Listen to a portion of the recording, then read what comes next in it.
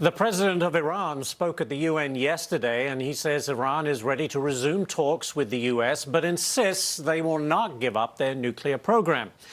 California Congresswoman Young Kim joins me now. Congresswoman, you actually tried to keep the Iranian president out of the U.S. entirely. Is that right? That's true. I led a letter with my over 50 of my colleagues, sending a letter to President Biden not to issue the entry visa to President Raisi based on his record. You know, Iranian regime and President Raisi is a thug. He will do anything that he can to keep his nuclear power and nuclear weapons program ambitions continuing.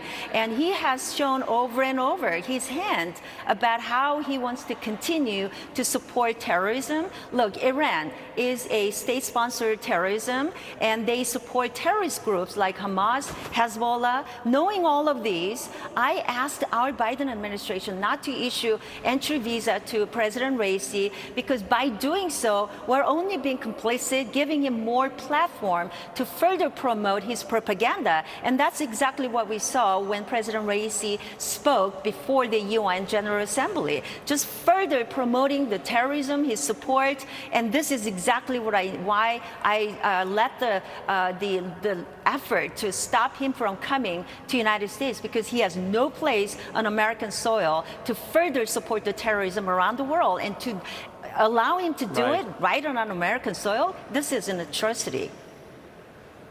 And plus, we've been showing video of protests that have spread across Iran. Do you think there is a legitimate potential for the Iranian leadership right now to be seriously challenged with what's going on in Iran right now? Right. I'm glad you're mentioning that. The horrible death of our 22-year-old young Iranian woman who was killed just hours after she was detained by the Iranian police just by walking around the street without the hijab.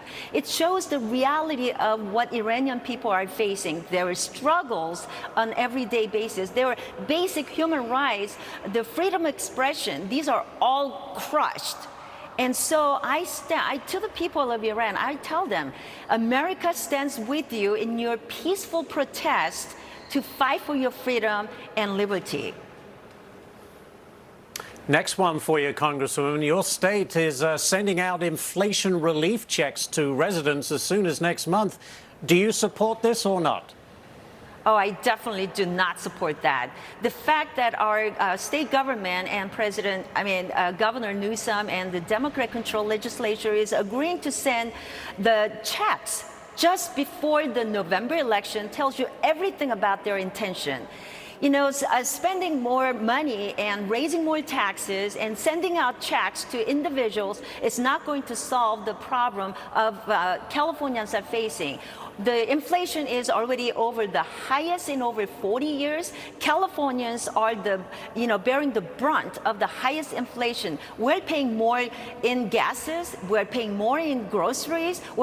California has always been the state that pays more than anything. Throwing more money at the problem is not going to solve the problem. We need to come together and come up with a common sense solution to combat this painful inflation. And we need to do that by being more reasonable, bringing common sense solution to make sure that our colleagues in Congress do not pass any more bills until year-over-year inflation rate drops below 4.5%. Those are the common sense solutions that will get us out of this inflation crisis. Biden administration and the Democrat-controlled Congress just raising more taxes and passing more bills that will add more to our national debt. It's not going to solve the problem. No, it's not. It will just stoke inflation, to your point. Congresswoman, thank you so much for stopping by and chatting with us today. We really do appreciate it. Thank you.